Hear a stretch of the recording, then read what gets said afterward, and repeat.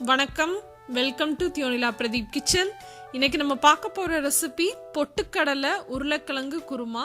நான் ஏற்கனவே பொட்டுக்கடலை குருமா எப்படி வைக்கிறது அப்படின்னு ஒரு வீடியோ போட்டிருந்தேன். அந்த வீடியோ பார்க்கலன்னா அதை பார்த்துட்டு இந்த வீடியோ பாருங்க. ஏன்னா அந்த வீடியோக்கு கீழே நிறைய பேர் நிறைய கேள்விகள்லாம் கேட்டிருந்தீங்க. அதுக்கெல்லாம் பதிலளிக்கிற விதமாக தான் இந்த குருமா ரெசிபியை நான் போஸ்ட் பண்ணுறேன்.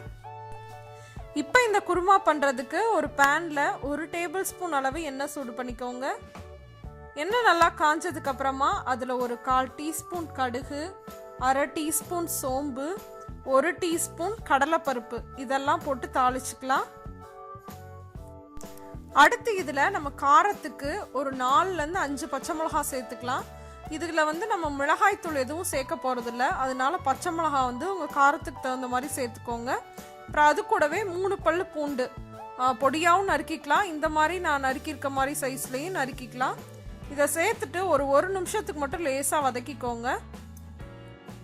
அடுத்து இது கூடவே நீளமாக நறுக்குன ஒரு பெரிய வெங்காயத்தை சேர்த்துக்கோங்க. சேர்த்துட்டு தேவையான அளவு உப்பு சேர்த்துட்டு வெங்காயம் நல்லா பொன்னிறம் மாற வரைக்கும் அதை நல்லா வதக்கி எடுத்துடலாம். இந்த மாதிரி வெங்காயம் நல்லா வதங்கினதுக்கு அப்புறமா அதில் ஒரு சின்ன தக்காளியை பொடியாக நறுக்கி சேர்த்துக்கோங்க. தக்காளி கூடவே ஒரு 1/4 டீஸ்பூன் அளவு மஞ்சள் தூள் சேர்த்துட்டு தக்காளி நல்லா மசிஞ்சு வர வரைக்கும் நல்லா வதக்கிக்கலாம்.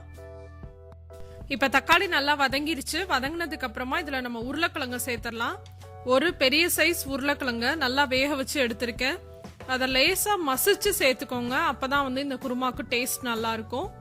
இப்போ இதை சேர்த்துட்டு இது கூட தேவையான அளவு தண்ணி சேர்த்துட்டு ஒரு 2 நிமிஷத்துக்கு அதை கொதிக்க விடலாம். மசாலாவோட சேர்த்து உருளைக்கிழங்கும் நல்லா கொதிக்கட்டும். அடுத்து இதில் நம்ம பொட்டுக்கடலை பொடி சேர்த்துடலாம்.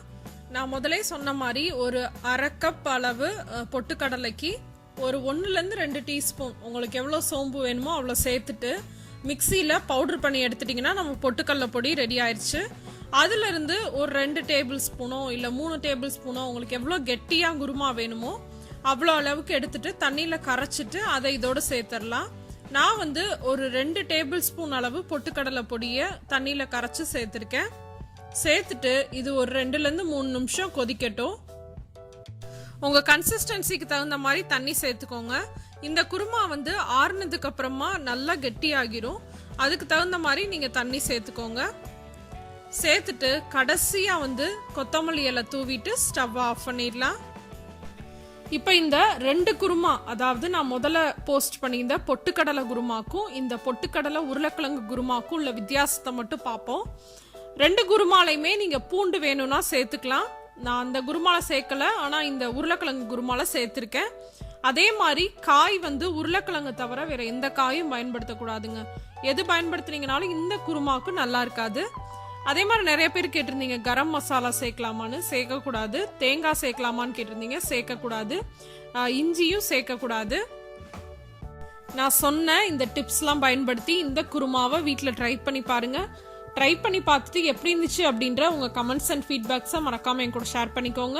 இந்த வீடியோ பிடிச்சிருந்துச்சுன்னா லைக் பண்ணுங்கள், உங்கள் ஃப்ரெண்ட்ஸ் கூட ஷேர் பண்ணுங்கள். இன்னொரு இன்ட்ரெஸ்டிங்கான ரெசிபியோட உங்கள் எல்லாரையும் சந்திக்கிறேன். அதுவரை உங்களிடமிருந்து விடைபெறுவது உங்கள் தியோனிலா பிரதீப். தேங்க்யூ.